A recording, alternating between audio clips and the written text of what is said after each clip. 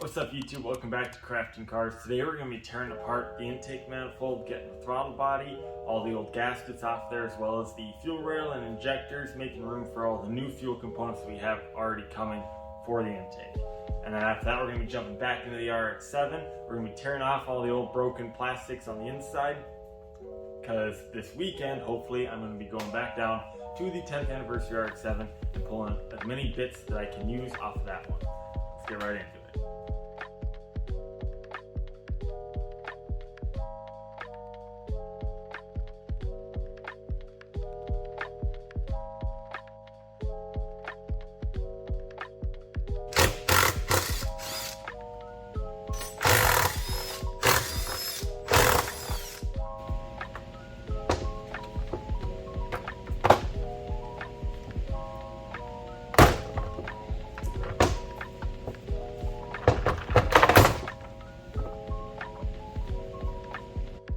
One thing that I want to note is even though I took off all the fuel injector clips and whatnot here, so they just kind of clip on there, and even after I took all those off, the injectors still wanted to stay inside the fuel rail, and they still want to come in the fuel rail. So not sure why it was so hard to pull out.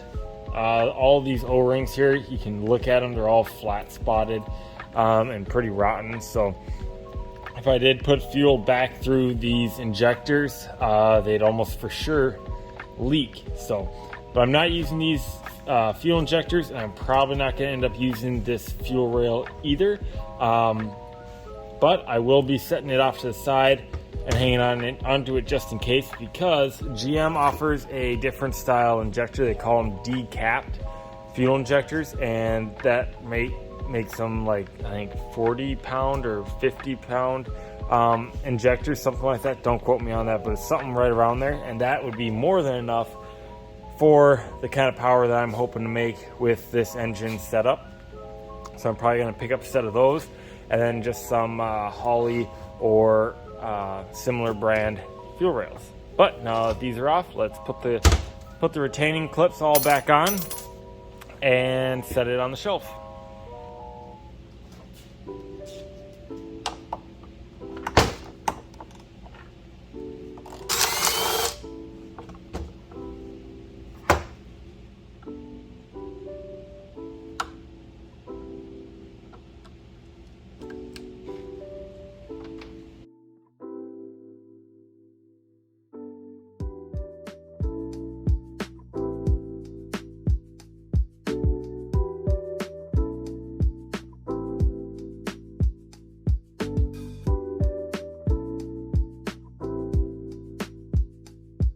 Alright guys, so as you saw, I took out all of the old rubber and whatnot, which this stuff is actually still pretty soft,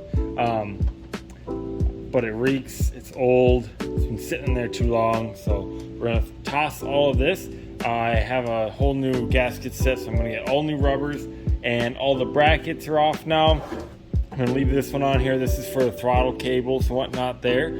But yeah, otherwise all the brackets that I'm not using are off. And now I can clean this, because if you look down inside here, it's nasty. There's mouse poop and old dried up mouse pee everywhere. So this is going to need a thorough cleaning, and hopefully that'll get rid of a lot of the smell. Okay, so now what I'm going to do is I'm outside. Now it's a little bit lighter out, and there's some body pieces, interior pieces at least, that I want to remove, so that when I go down to the 10th anniversary RX7, I can pull them off. So like the center piece here, there's a crack here, and there's a crack down here at the bottom, and then like down here, this whole piece right here is cracked right here, so I want to pull this whole piece off, and then I just want to give everything a good once over, make sure that I'm not missing any pieces and whatnot. Front and back, I'll check the speaker covers and all that stuff. Yeah, it's pretty chilly outside, so rather than having me shake like a baby, I'm gonna throw you guys on a time lapse while I remove all these pieces that I can find.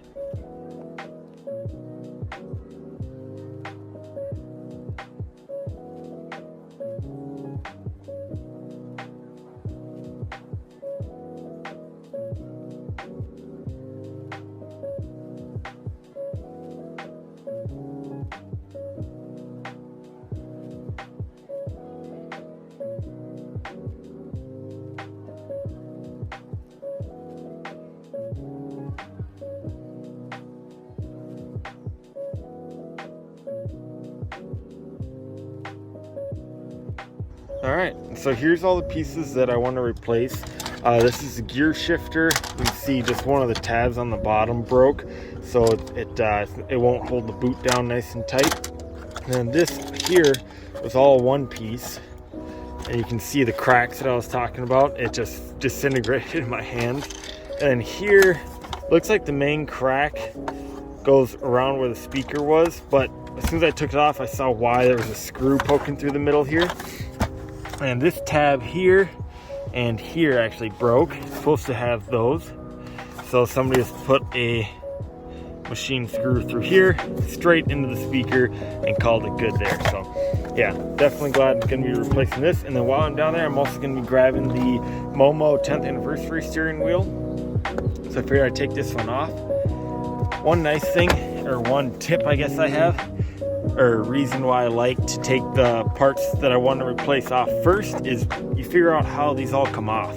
I think what happened here with the centerpiece is somebody was trying to take it off, but didn't realize that you have to take out the vents first. These just pop out, and then you gotta get these two Phillips here out. You can see somebody just pried it off and broke